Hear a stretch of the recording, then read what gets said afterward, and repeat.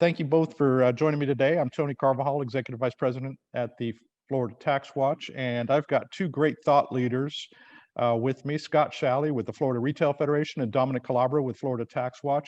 And we're talking about a pretty darn important issue, and that's the remote sales bill, e-fairness. We've been writing about this for a little while based on the Wayfair decision. I just want to turn it over to you guys and find out, why is this so significant? Scott, let's start with you. Why is this remote sales bill so important? I think you used the word right away, fairness, in terms of an equitable application of Florida state sales tax. Florida's retailers have been through a lot over the past decade or so. It's been quite a transitionary time, and our retailers adapt very well. All they really ask for is a level playing field, and unfortunately, our tax laws haven't kept up with the marketplace. And where things have headed has been an increase in online and foreign sales, and that's certainly something that we can adapt to.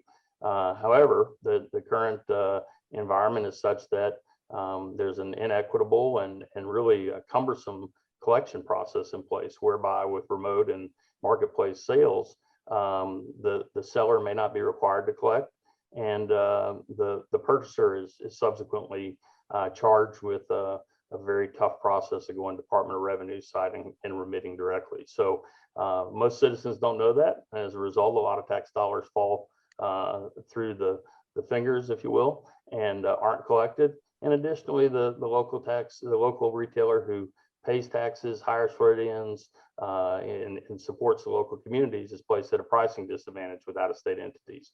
So it's really big for us in focusing on the retailer side.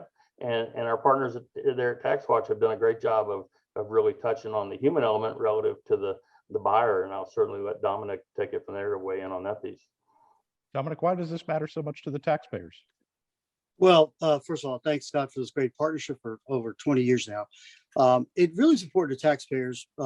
Scott said, fairness. Well, it's also leveling the playing field and removing a competitive disadvantage that hurt Floridians, and will continue to until we remove the. Not only is it unleveled, it's leveled against the employees, the folks that are in Florida.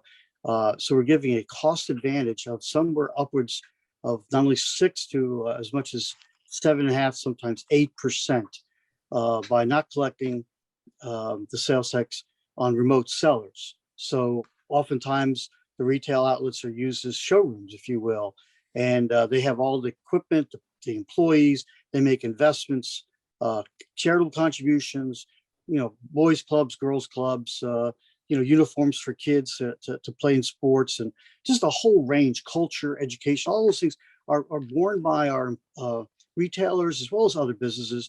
And these men and women deserve for government not to tilt the playing field against them. And all we're doing is just trying to remove the artificial legislative impediment. Also, bottom line, it's the rule of law. This is not a tax increase. In fact, TaxWatch has identified this as really a taxpayer penalty relief endeavor. Okay, we say why? Well, under the law, it's been there since we've had a use tax, a sales and use tax.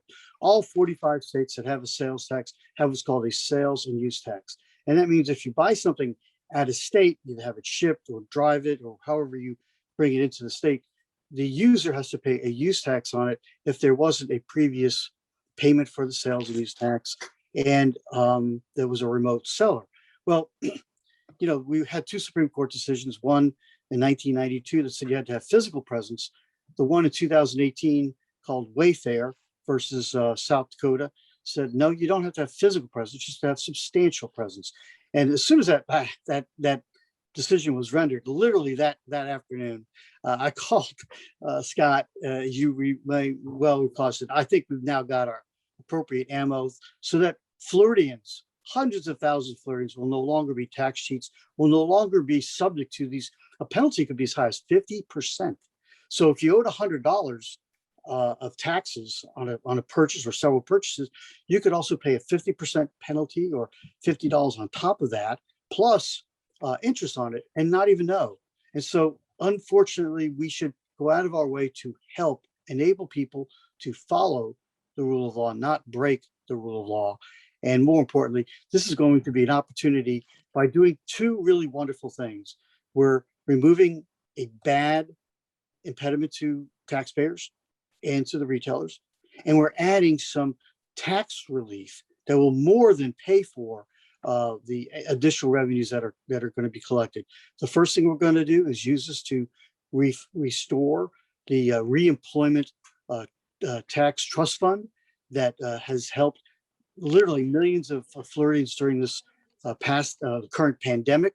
And once that reaches the pre-pandemic level, about $3 to $4 billion, the remaining portion will help bring the sales and use tax on commercial leases for our small and mid-sized businesses down from about 5.5% to 2%. And that's really very, very important. So we're going to provide direct tax relief because we're now going to collect and basically move the tax liability, the burden, as Scott, you well said, move it from ordinary Floridians to the large, remote, out-of-state seller where it ought to be. And this is modernizing our tax system. Yeah, Dominic, I would really add to what you said and give a lot of credit to President Simpson and Speaker Sprouse for the overall package that came together. It really rights a wrong, but goes much further than that in terms of providing a shot in the arm to our ongoing economic recovery. The two provisions that Dominic talked about in terms of bolstering the Unemployment Compensation Trust Fund, of course, is critical. That heads off what was projected to be about a 700% increase. And then subsequently the business rent tax, the tax on commercial leases, which is unique to Florida. We're the only state that has that. So it'd be nice to see that rate come down. You know, throughout the conversation, we've had this conversation about businesses and employees, and I really kind of get uncomfortable when there's a distinction made because they're really one and the same.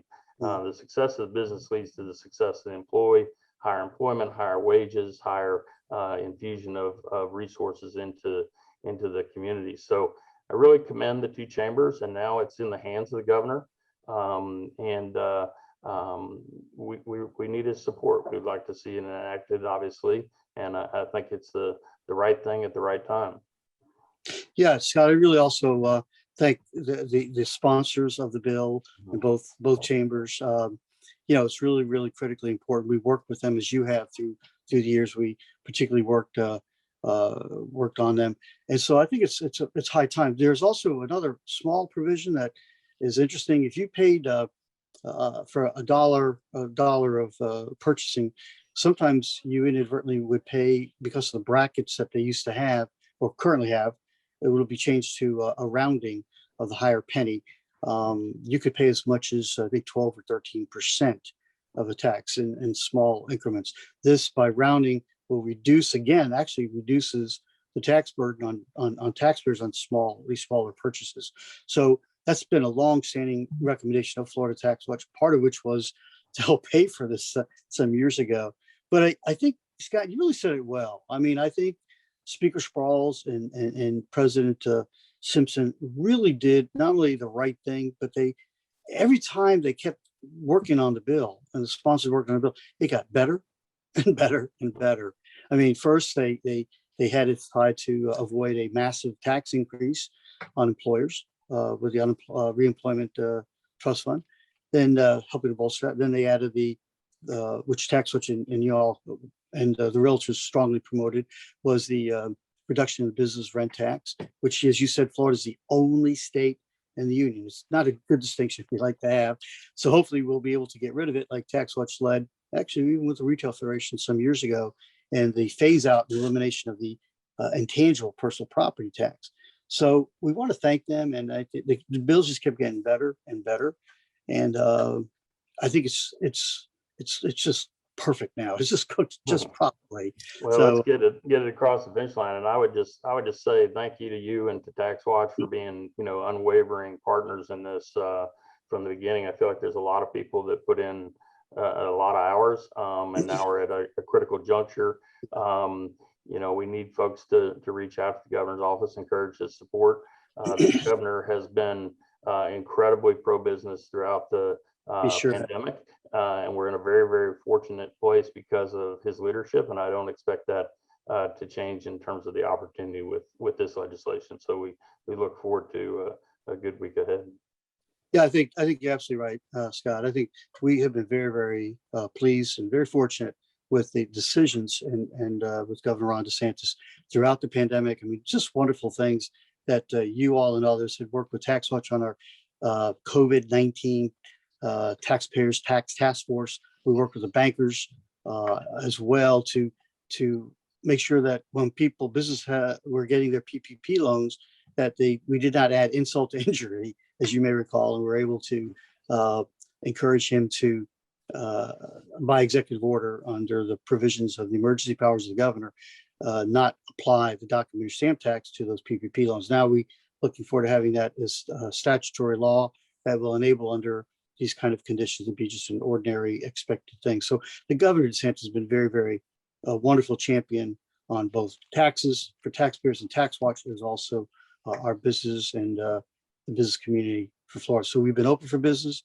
and I think it's really going to show. We're going to rebound much stronger. We're going to reset, and we're just really glad to partner with some really wonderful entrepreneurs and business leaders and our wonderful retailers throughout the state.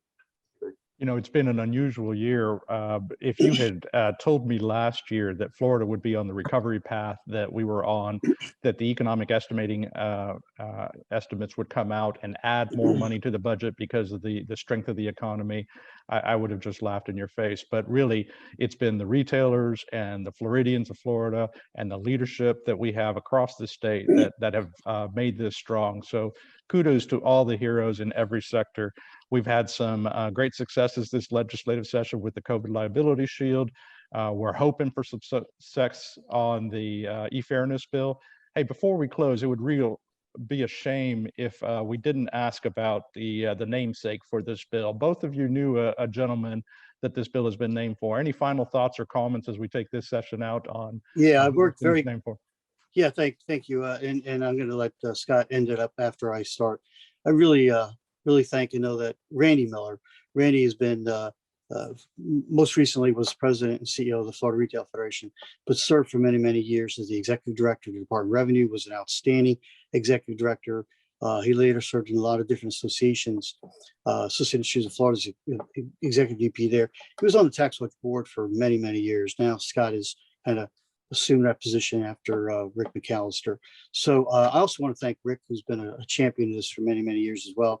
But the namesake of the bill is the Randy Miller Act, and he's up in heaven, hopefully looking down. And Randy, upon the governor's signature, we look forward to having a special celebration in your honor, and we'll be doing this together. So thank you, my friend.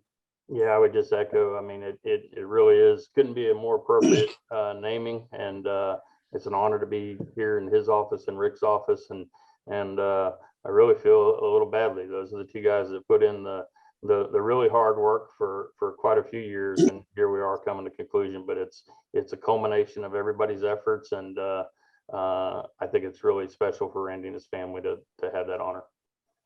Well, we can't celebrate yet. We're just a few days away, hopefully, from a signing of this bill. The unusual move of passing a bill over to the governor during session means that he's got 7 days to sign it. It went over to him on Monday, and we're certainly hoping for a favorable outcome on this. We'll keep you informed on this.